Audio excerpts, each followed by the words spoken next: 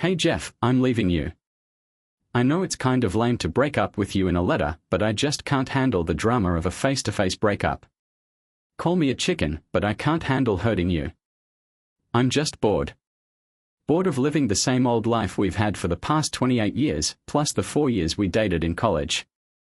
I'm tired of you always knowing what I'm thinking and finishing my sentences, even though I secretly love it when you rub my girl, when you touch my neck or my legs like that. I just feel like you know exactly what to do. I can tell by the way I sigh or how I just flop down into a chair or bed. But lately, it's been getting to me. It's like I don't even have my own thoughts anymore, and it's freaking me out. And can we talk about our boring sex life? I know that's probably the last thing you want to hear, but it's true. I mean, I know I turn you down most of the time and wait until I'm in the mood on my own terms. But you have to understand, just knowing that you want me is a turn on for me. I enjoy flirting with the idea of getting freaky for a bit before finally getting some release. I know you wanted to spice things up, but I just can't picture you as anything other than the father of my kids. The thought of you being wild in bed just doesn't sit right with me. I see you as a good, honest, conservative man, which is why I never did the things you wanted in bed, even though you satisfied all my desires. I know it seems hypocritical and selfish, because it is. And that's why I'm out of here. I need the excitement of chasing after a new lover, and you can't give me that anymore. You were so cool back in the day, jamming on the guitar with Buddy in the band, cruising on your Harley in that badass leather jacket, your blonde hair flowing in the wind, impressing me on the dance floor at rock clubs or fancy ballrooms.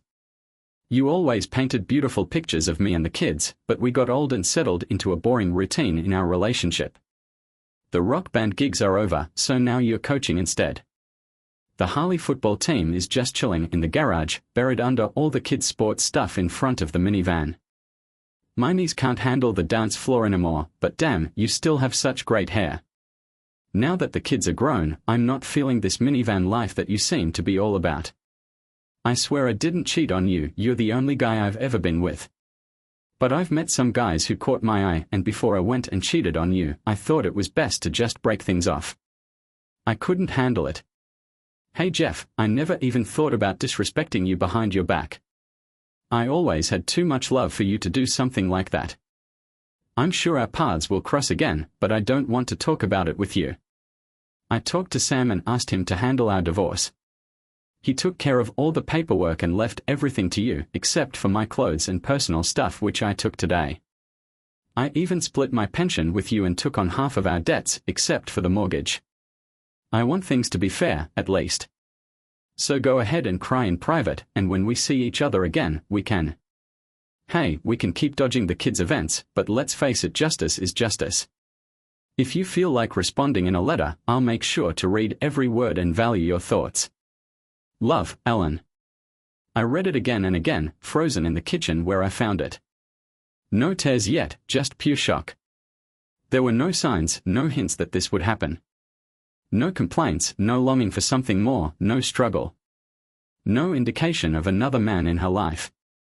We touched, we kissed, we smiled, So me and my lady are trying to make it last forever, why I know. I've been putting in work for the past year, trying to spark things up again now that our youngest kid has flown the coop after college. I tried buying her jewelry, but she shut that down real quick, saying she'd rather have some chocolate. She even took over in the bedroom, saying I was putting too much pressure on her. Holding hands seems to be her thing now. I guess she's trying to tell me something, but I just figured she was chilling out with all the changes in her life. Alright, so here's the deal, I was the last one to find out about it. I grabbed a beer and decided to take a shower, all at the same time. After finishing my beer, I grabbed 2 more and went back into the shower. There was no one around to yell at me for leaving water all over the floor. I was drinking with the intention of finishing my whole stash, including the wine from the cellar. I really messed up my head that night. The next morning, I woke up with a killer headache on the basement floor, but naked from my shower. I stumbled upstairs, puked up everything I ate, crawled into bed, and cried. I was only 11 years old. When my grandma passed away, my grandpa pulled me aside and had a long chat with me at the wake and funeral. He gave me some real talk. You get 3 days to mourn when someone dies. Just like how God brought back the dead in 3 days, you can revive your own life. So go ahead, cry, scream, throw a tantrum. When you're older, have a drink, get into a good bar fight, say a prayer. Make the most of those 3 days, then pick yourself up and move on. Show respect to the ones who have passed by continuing with your life. A man doesn't live in the past that's gone, he lives in the present he's building and the future he's creating. Man, Grandpa was smart. I thought my wife's decision had messed up our marriage. I cried my eyes out, got wasted, punched holes in the walls until they bled, and used whatever furniture was around to vent. I screamed, kicked, drank, barely ate, but hey, beer is made of grain, yeast, and water, just like bread, right? And wine is fruit, so that was my food. She waited until the end of the school year to bail, smart move. I woke up the Tuesday after, feeling like a wreck. So, last Friday, my wife hit me with the news bright and early. I immediately phoned up my kids, Ellen, to fill them in on what was going down. They were freaking out trying to get a hold of me, but I was too wasted to pick up the phone. I managed to reassure them that I was okay though. After that, I tidied up the house and called up my favorite charity to come take away a truckload of stuff I was donating. I wasn't about to hold on to any reminders of my failed marriage. I kept a few pieces of furniture that had sentimental value, along with some photos and albums for the kids to have if they wanted. The rest, I just let go. I kept the sentimental stuff, but I got rid of the tacky knickknacks she collected that I never liked. Why should I care about Spanish pottery or the copper cats we got in Portugal? I spent the next few days at Home Depot buying flooring, carpeting, paint, and new drywall. I was determined to make this house my own. The pink and coral walls and frilly curtains were gone. I stopped by Sam's and signed the papers. He said it was uncontested and only one lawyer was involved. So, me and the wife were pretty much done by the time school started back up. I got rid of the minivan and traded it in for a sweet 76 Triumph Spitfire convertible in British racing green with beige leather seats and chrome wheels. I finally cleaned out the garage and brought out the Harley. But the real game changer was calling up Buddy. That call turned my life upside down just as fast as my wife's letter did a few days ago. Crazy stuff, man. An hour after I told him what went down, Buddy and the guys showed up at my place. Buddy has been my ride or die since 3rd grade. We started our crew together, hooped together, took the same classes, even crossed paths at a couple weddings. He was my go-to guy when I tied the knot, and I stood by him as his best man too. When my marriage went south, it hit Buddy hard. He couldn't bear to see me face it alone. Our band stopped jamming together ages ago, life just got in the way. But our crew never forgot about us. Seeing Buddy and the guys roll up, it brought back a flood of memories. Hey guys, we've played at weddings, parties, and picnics for loads of people. Sometimes we played for cheap or even for free because we love the female fans who always came to our concerts. Good deeds lead to good things happening, and when everyone found out I was trashing my place to make it my own, suddenly all these painters, carpenters, masons, plumbers, and every other type of tradesman you can think of showed up to fix up my house. Within a month, my house was completely transformed, you wouldn't even recognize it now. Jeff's place got a makeover inside and out. The funny thing about hanging out with a bunch of dudes is that they always bring along a bunch of girls their wives and girlfriends would swing by to check out Jeff's pad, and soon enough they started bringing their single friends too. No one was trying to set me up just yet, but you could tell that the idea was starting to take root. Before I knew it, I was out there dancing and partying 2 or 3 nights a week. There were spontaneous BBQs and gatherings at my place, and I always had people around even though I wasn't really looking for that kind of company. Me and my ex were still sorting out the divorce when my buddy suggested getting the band back together. He had already played some gigs at clubs owned by our old pals. Before I even finished painting my house, Buddy and Jeff were rocking it at Jimmy's every Friday. They got us booked on Saturdays at a local dance club and Sundays at a popular seafood spot by the water. We sounded so good, like we never took a break. We all just clicked, all in the same stage of life with kids and everything. We either moved on or they didn't need us anymore. We all looked great and rocked our natural hair, except for Ronnie, our drummer. We clicked right away and our fans were stoked to see us back in action after a break. My sons came to see me whenever they could, lent a hand with fixes, and even hung out with the group sometimes. I made it clear to them not to spill anything to their mom and to tell her the truth if she asked. Dad was pretty pissed, but he got over it and now everything's cool. My daughter, who's living in Australia with her fiancé, my kids have been really good to me with their training. I always knew they had my back and respected my wishes. I could tell they were being honest when they said they didn't tell Ellen anything about how I was doing. I've been working on fighting off loneliness by getting into better habits, eating healthier, and working out more. I never let myself go, but now I'm hitting the pool hard and making sure to run and bike every evening. I even squeezed in a workout before going to the concert. I also spruced up my home. Hey, so it's been a month since Ellen left and I think it's about time I respond to her letter. She asked for it, right? Dear Ellen, thanks for being right. Goodbye, Jeff. I just sent her a short and sweet email saying everything I needed to say. Didn't have her new address and didn't really care to get it. Heard some rumors about her hooking up with some younger guy who drives a fancy car and is a good talker. They were spotted together on the beach. I was out at the clubs and chilling on the beach when someone started talking about her. I just politely said I didn't want to hear it. We had a lot of mutual friends and all those little bits and pieces started to come together to paint a picture of a steamy summer romance. Maybe it was in September, June, or even November, it didn't really matter to me. I just wanted the best for her. Then her grandpa's 3-day rule forced me to move on. I was really feeling myself at that moment, so I didn't want to dwell on the memories. The end of summer is always a bummer for a teacher, but August is. Man, this year has been crazy busy for a musician like me. My buddy and I have been signing up for festival after festival. We were playing gigs left and right, even on Labor Day we had 2 to 3 shows a day. I was so swamped with my schedule that I didn't even have time to read her email response. It's not like I was ignoring her, I just figured we'd send one quick message and move on. I mean, that's what she wanted, right? I was just too caught up in all the fun and excitement to check my emails. I had almost completely forgotten about all the drama in my marriage when Sam called and told me that our case was moving along really quickly. So, this dude who works with a family court judge is apparently a big fan of this band. Anyway, on Friday I was supposed to be officially divorced after going through a bunch of changes in life for a month and a half.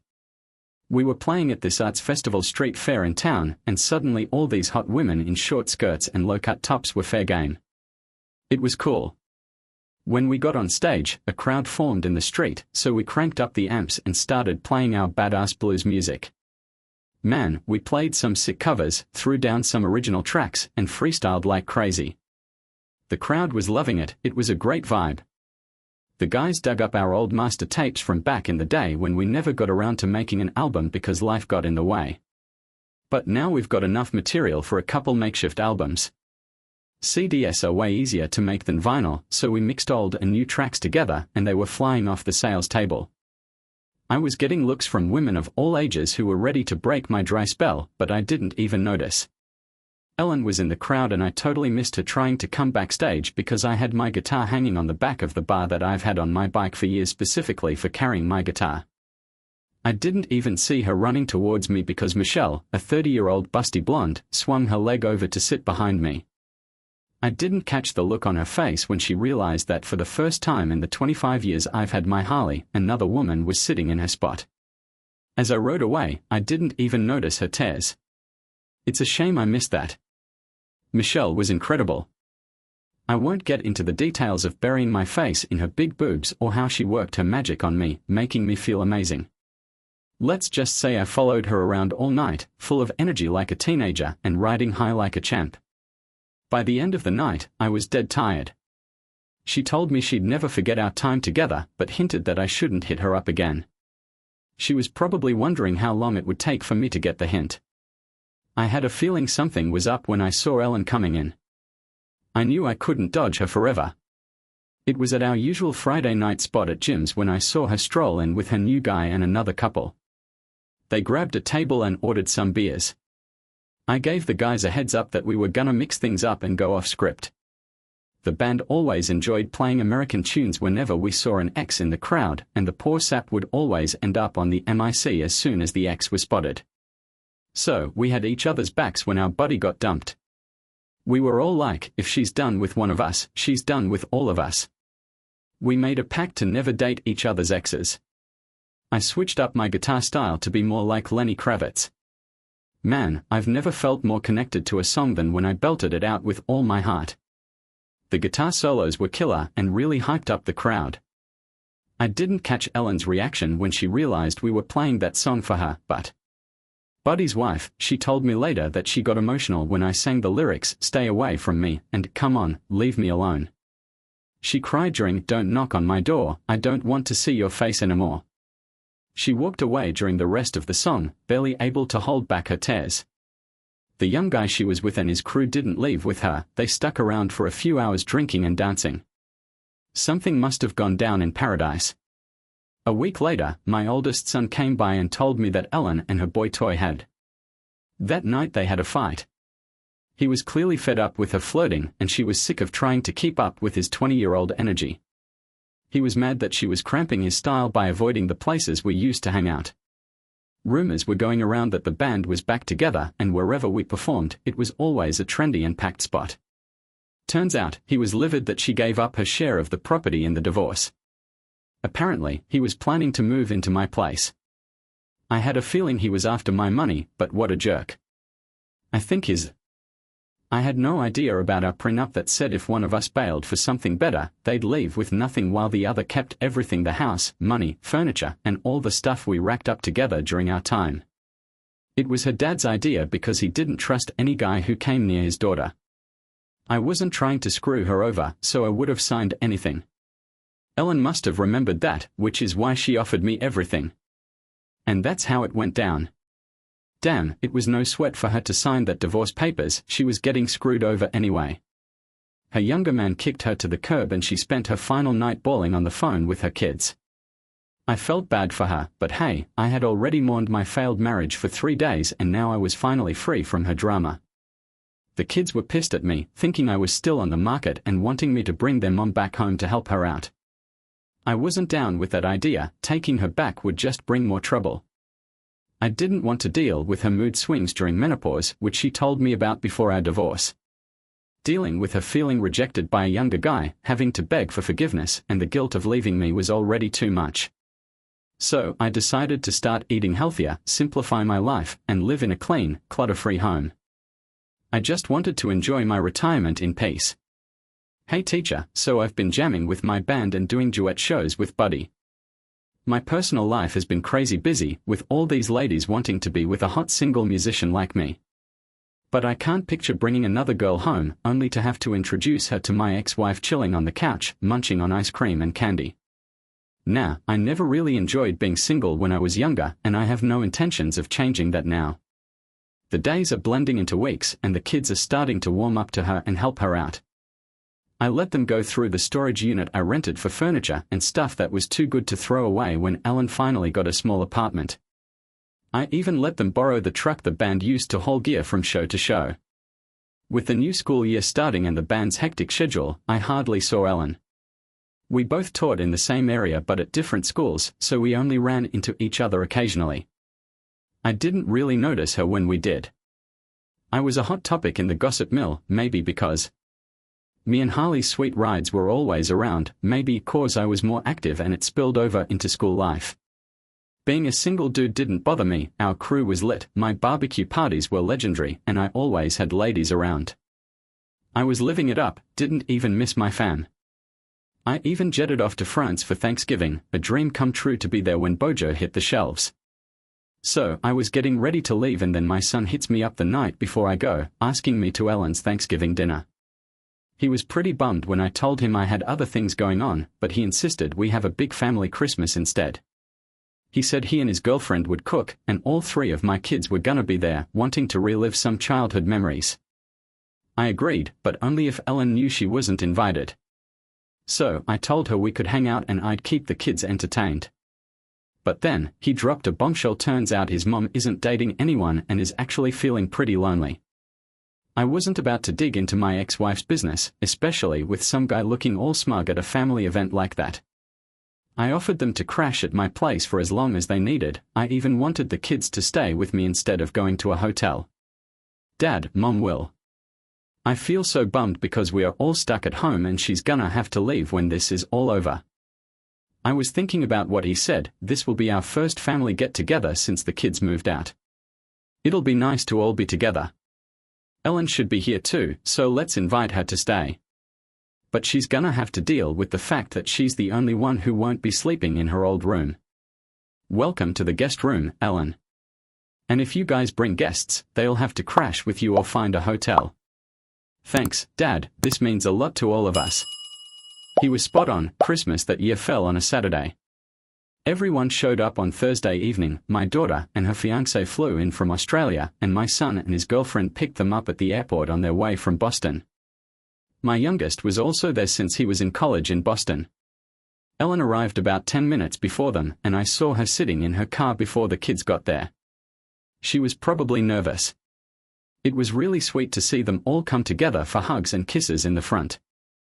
Man, for the first time since I got over my 3 days of mourning, I felt kinda sad about all the stuff that happened between us. When they walked in the front door, it was a nice surprise. My daughter and ex-wife hadn't been in the house since I redid it, so that was unexpected. I put up the Christmas decorations just like we always used to. The candy, nutcrackers, and garlands were all there, just on my new furniture. The tree with all the old decorations we got at Christmas markets or made in art class sat in its special spot in the center. I added a fireplace when I spruced up the living room, and the cozy fire gave off that pine scent. The room was filled with the smell of wood burning and hot cider, and there were plates of cookies and fudge everywhere. The table was set with fancy china that Ellen's grandma gave us as a wedding present years ago.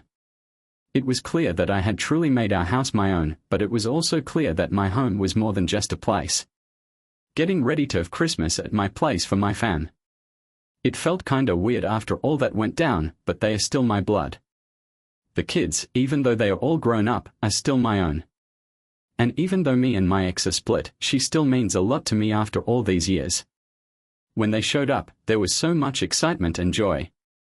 I fixed up the kids' rooms to look just like they did when they were young, but I changed the bright pink in my daughter's room to a more grown-up pastel color. I also got them new beds. We got some nice double beds in the rooms and managed to match the new headboards with the kids' desk and dresser. The big guest room is now a studio with a drafting table by the window and all the instruments, amps, and recording gear for making music. I expanded one side of the first floor, turning a small library into a big room with a TV and pool table. The living room got a big new fireplace with shiny new Christmas stockings hanging on it, one for everyone, even Ellen, and the kids were quick to spot them. Me and my friend were staring at each other, excited and mischievous, when we decided to grab the stockings all at once. As we did, it was like we were transported back to our childhood, feeling the magic of Christmas again. The older folks grabbed their own stockings, sharing stories of the past that the stockings brought back. It was up to us to decorate them with care and love. Hey, we gotta stuff those socks with goodies before we get to the big gifts under the tree. Pretty soon, everyone was snacking on cookies and chocolate and trying on some silly new socks that are only meant for Christmas Day. But hey Dad, your stocking is empty. We didn't realize, so we didn't bring anything. I grabbed a stocking from the fireplace and checked it out. Nah, you filled it. You guys are all here, reminiscing, laughing, and having a good time. Now you're filling it with the Christmas spirit, with your love. There were a few hugs and stuff. Ellen gave us all kisses as we wished each other a Merry Christmas. She lingered in our hug a little longer than you'd expect from an ex-wife, but it didn't feel awkward. For a moment, it felt like we were still one big happy family. The kids figured out there were probably presents under the tree and got that excited Christmas feeling right away. We exchanged gifts, had a big feast, and once the dishes were cleared, the guitars came out for our usual Christmas jam session. It was getting late and we started heading to our rooms. Ellen went to the closet to grab her coat.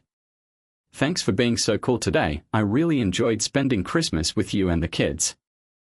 I know I should take the blame, but out of all the things I've let go of, I miss family time the most. The kids have grown up and moved out, so it would be just as rare if we were still together. But I also miss that family time we had, just you and me. I guess I'm finally realizing it now. Look, I'm just trying to say I'm sorry. I messed up and messed up our good life together. But don't blame yourself. We always told the kids to chase their dreams and be happy, and that's exactly what you did. We still have a good life, it's just different now. And then she just looked at me like I was crazy. Are you seriously telling me you have no regrets about what happened today? Do you feel any nostalgia at all? Do you regret losing what we had, Ellen? We had a great day today, but what have we lost? We lost each other. I lost you, and I'll never forgive myself for it. Don't you see that? Hey, so she was bawling her eyes out and I gave her a big hug. She just completely lost it. I was crying too when she left, but I felt really bad for her. Finally, on Christmas when she calmed down, I brought up the time in college when we were dating and she dumped me. She was scared things were moving too fast and needed some time to figure out if she really wanted to be with just one guy forever. I told her how much it hurt when she left, but I never wanted to lose her completely. I was with this girl who wasn't all in with me. I explained to her that I had given our relationship a shot for 3 days straight, and now I was over it and ready to move on. She was a great part of my life, and I thanked her for that. I stayed calm, which stopped her from crying. I asked her to crash at my place, pulled out the bed in the studio, and gave her my t-shirt and robe so she could chill around the house. I heard her crying when I came back upstairs after locking up the house, and I didn't think she would get much sleep.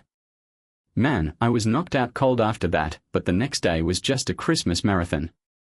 Ellen was over the moon when we all begged her to stick around for the whole weekend. We didn't bring up any old drama while the kids were around, but I could tell by the way Ellen looked at me that she still felt the same way as when we first got married. She kept saying how much she loved me and how amazing I am, and I couldn't help but return the affection with a hug and a kiss. We were totally in sync, just like we used to be when we were married.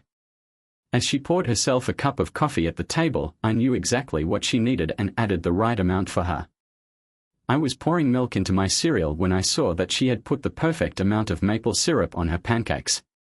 We always finish each other's sentences, but last night we slept in separate rooms. The kids all left to hang out together, and my daughter planned to go to Boston with the boys before heading to Vermont to ski. This left Ellen and me alone in the house we bought together. I started a fire and she opened a bottle of wine. We sat and chatted, reminiscing, joking, and then getting serious. I realized I was a total idiot, completely in the wrong, and just plain cruel. I know I messed up. I know I messed up and I don't expect you to forgive me, but I just want to say I'm really sorry. I miss having you as not just my husband, but my best friend, advisor, partner in crime, and most trusted colleague. I want us to at least be friends again. When I saw her, I couldn't help but smile, and then I just couldn't hold back the tears. Ellen has a way with words and she really knows how to have a deep conversation with someone. She opened up to me about how she got bored and realized she was pushing me away to create some sort of excitement. Man, we had some crazy times together. She was telling me all about this forest guy she met and how she was all caught up in a secret love affair. She said it was so easy for her to make me out to be the bad guy, even though she was the one acting all crazy. She kept going on about how I betrayed her by not fighting for her, how I was just indifferent and let her walk away. She was also pretty jealous of my life when I bounced back and went back to the lifestyle I loved. Especially when she saw some other girl taking her spot. My Harley's ex got super pissed when she saw me with different girls, thinking they were offering something better than what she was giving me. She was heartbroken when the divorce was finalized and she found out her boyfriend only dated married women, then dumped them once they were single. He liked spending their husband's money. His dad, a strict conservative, disowned him for his destructive behavior and stopped trusting him. After the breakup, she couldn't find any decent guys her age. It seemed like they were all either taken or not interested in a woman who cheated on her first husband. Sure, there were plenty of guys who would buy her a drink, dance with her, or hook up with her, but none of them wanted a real relationship. The young guys were happy to date her because she looked hot and sexy when she wanted to, but they definitely weren't looking for anything serious. Having a relationship with someone going through menopause can make starting a family tough. I listened to her talk until she ran out of steam, then I poured us some wine and handed her a glass with a smile. Yeah, based on what you said, you were kinda dumb, but you don't need to apologize to me. You followed your dreams and I loved you enough to support it. It's a shame I don't have a picture of her face at that moment. She definitely didn't expect my reaction. Man, I gotta say, I forgave you real quick for wanting to leave. I couldn't just trap you in my marriage, you know. If I tried to control you, you'd just sneak around behind my back. Your note may have seemed harsh at first, but now I see it kept things simple. We didn't have to fight over stuff or stress about the kids. So, thanks for that. I'm good now. Girl, it might take a while before you start calling me your BFF and go to for advice. Trust is a big thing for me, but if you want to trust my advice, that's on you. Calling each other partners in crime might be a bit much for where we are at, so how about we just stick to being friends? Her eyes were all teary as she hugged me, and she ended up staying one more night. And no, we didn't sleep in separate beds. We had a lot of catching up to do. We were cool co-parenting together again the next day, but then she went back home to pack for a new start. So, last year I went on a camping trip with my kids to Boston. I had concerts all week, which is great for making money as a musician. The good thing was that my mind was so focused on music that I didn't even think about Ellen. When the school term started after New Year's, my new schedule didn't really leave much time to see her. The next time we bumped into each other was at a conference in April. We ended up sitting together and having lunch at a table for two. We had a nice chat and talked about my daughter. Hey mate, so there's this wedding coming up in Australia and it felt like we were getting along like mates again. Towards the end of lunch, she thanked me for being nice to her today and at Christmas. She was happy that we could move on as friends and then she asked me for a favor. She blushed, chuckled, and stumbled over her words before finally asking if I could take her for a ride on the Harley one weekend. I said yes without missing a beat. Sunday should be nice and sunny, but we don't ride on that day. Let's head north and make a pit stop for a break. Man, that lunch was amazing and then we spent some time outside. She was all smiles and in a great mood. It brought back memories of when we used to ride motorcycles together when we were younger. Every day would end with some fun in the bedroom, sparked by hours of her hugging me from behind, her hands all over my chest, you know what I mean. She was always teasing me, asking when we would go riding again with something big and powerful between her legs, and the motorcycle was pretty cool too. I wasn't sure what to think. I couldn't resist her, I knew I couldn't. We drove up to the waterfall and I could feel her hands exploring. We hiked to the top of the waterfall and then took a long path through the forest down to our motorcycle. We stopped in a cute little town and strolled through the streets, checking out the antique shops. It was a day that I absolutely despised, except for the fact that I was with this woman who I've been with forever, seeing her as gorgeous in every possible way. Lunch was awesome, and then we headed back south and stopped for a delicious seafood dinner. Tea. We went to the tavern on the pier, with candlelight and delicious food. The waves were gently lapping against the dock, boats passing by gracefully. There was no doubt that the dinner was amazing. I took her back to my place, our place, and put her to bed, our bed, my bed. And yes, this time we made love. It felt like we were now playing the role of lovers together. The following week, we met for dinner and a movie, and yes, we made love again. We even had lunch together a few times. We never talked about where our relationship was going. We never even considered the word exceptional when our daughter's wedding was coming up. We talked about all the details and I happily wrote all the checks without a fuss. The band made some good money playing at those festivals that brought in some profit. We managed to pay off the mortgage while we were still together, hardly had any credit card debt, and I was working full-time at the highest pay level. I didn't have anyone depending on me financially, so I wasn't struggling. I may not have been rolling in dough, but I was doing all right and had some cash saved up. The only thing we didn't talk about was our travel plans. We both decided separately to stay at the same hotel where everyone else was staying. When we compared notes, we realized we were on the same flight. I asked her to come to my place and ride with me in the car I rented to get to the airport. On the day of the trip, Ellen showed up early. I barely had time to clean up my breakfast dishes before she got there. All right, so we pulled up to the driveway and our driver drove us to Kennedy Airport. We got our bags checked and then headed to the terminal together. There's not a lot of direct flights from JFK to Sydney these days, so the check-in counter wasn't too busy. We all got in line together, and I was following Ellen. The guy at the counter asked why I didn't go to the short first-class line. I actually bought a first-class ticket for this long flight, even though I usually try to fly as cheap as possible.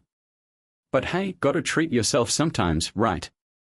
So, I figured out that the perks begin with getting to check-in quickly, and the ticket agent found it funny.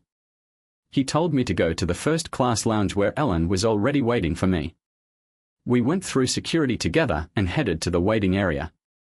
When I checked in at the front desk, the attendant didn't question Ellen's ticket but just said the usual line, "There's a seat in first class and I could sit her next to me." He asked if I wanted to upgrade, and I couldn't resist, so go ahead and call me a fool for being a sentimental guy who pulled out his silly ticket. So this dude used his credit card to spend all his cash on his ex-wife who betrayed him. You might think that's messed up, but there's something special about flying across the world with the mother of my child to go to our daughter's wedding. We got first-class seats that turn into beds, while she was stuck in coach with no leg room. When we got on the plane, I made her wait with me and she was kinda annoyed, worried she'd lose her spot and be left out. I started freaking out when I told her that I had already signed up with her before. Of course, the annoyance went away completely. But when she sat next to me in first class and I gave her the reason as the mother of the bride, her mood changed. We got to Sydney and the week was amazing. We traveled, visited famous places, and the best part was watching my daughter get married. I can't even describe how proud I was to say my one line as her mother and give her away after walking her down the aisle. I escorted Ellen to her. So, after the party and dancing, the best part of the night was when me and her brothers hopped on stage with the band to rock out to All American Girl in honor of our girl. After the party, Ellen, the boys, and I hung out in the hotel lobby. One of them cut straight to the chase, asking what's up with you two. Nothing new, honey, Ellen answered. Your mom and I are just your parents, leaving our past behind and having a good time. Does that work for you? Yeah, Mom, it's all good. It seems like you two are getting back together. I'm not dumb, I know what's going on. I messed up a while back and did something stupid. I admit it, I was an idiot. I take full responsibility for my actions. My dad and I talked about it, and he was right. I made a decision to end the relationship and I'm willing to face the consequences. The guys were staring at me, waiting for me to say more, but I had nothing else to add. So I just sat there, smiling. Just chilling with a tasty Aussie beer. Come on Dad, Mom asked if we'll hear from you guys. You should be thankful we didn't spend a whole week here throwing shade and dissing each other. I've heard that's what divorced couples do at events like this. Also, I think what you're asking is crossing the line into my personal life, but Dad, we all see you still love Mom. We are old enough to know what it means when a girl tells you that. Bro, she just wants to be friends, no need to freak out and imagine all kinds of crazy stuff about your love life. Just accept that you and your mom are super tight, man. With our history, if we're friends, it's always gonna be more than just a regular friendship.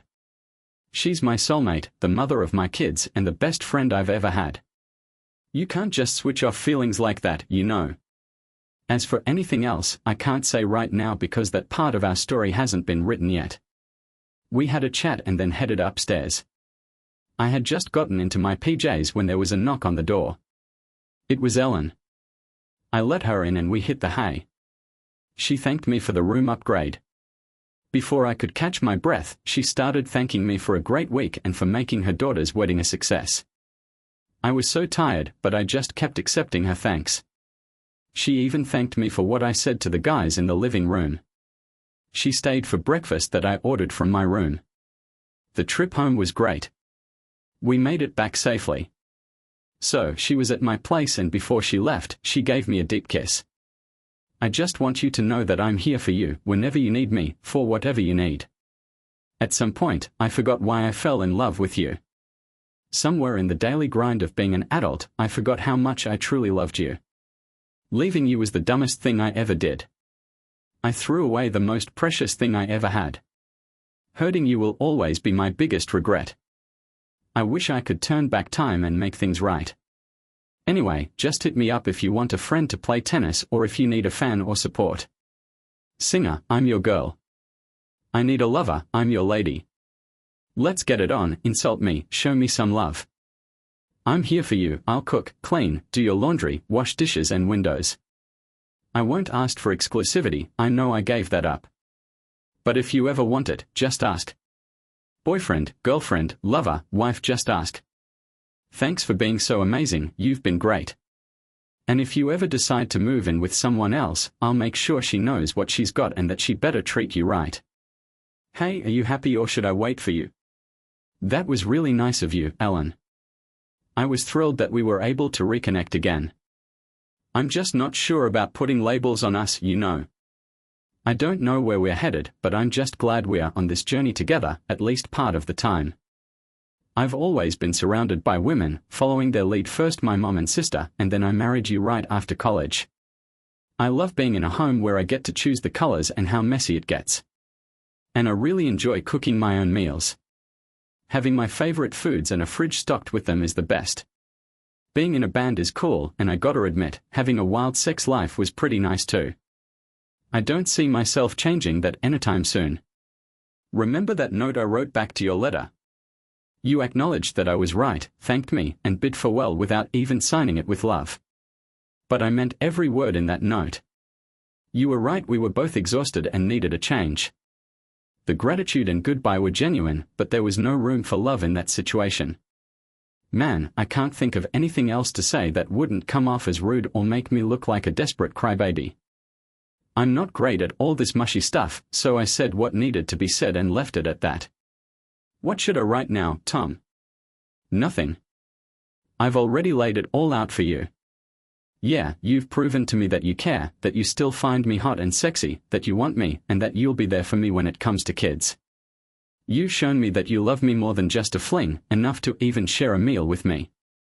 Hey, if you're willing to have breakfast with me, enjoy being around me enough to actually date me, respect me and our history together enough to upgrade me to first place, pay for our daughter's wedding without even thinking about asking me for money, and tell our sons that I'm the one you love, then the only thing missing is me being your wife. Just want you to know that I get it and won't pressure you about it.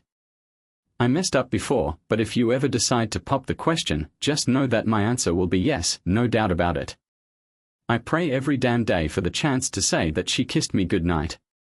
I mean, yeah, I thought about what she said, but seriously, why settle for just one woman?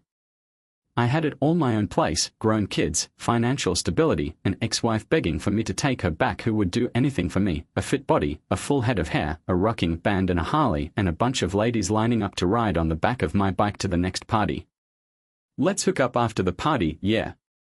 I mean, I cared about Ellen enough to think she might be the one to grow old with, but who knows, maybe I'll change my mind when we're old farts. I didn't write a love letter to Jeff, so I didn't feel guilty about what happened. I forgave her, made peace with her, got my life together, and decided to call up that hot blonde who hopped on a Harley after the street fair. She laughed when I suggested getting together. I asked her if she was really never gonna pick up my calls again, and she said she was good and out for a walk. She even told me to come over right then. Even though I hopped on my Harley to get to her, I knew one day I'd propose to Ellen again, but today wasn't that day. Make sure to subscribe to our channel so your side piece doesn't betray you, and go ahead and listen to the next story because it's way better than this one. And if you're under 18, don't even think about tuning into the next one.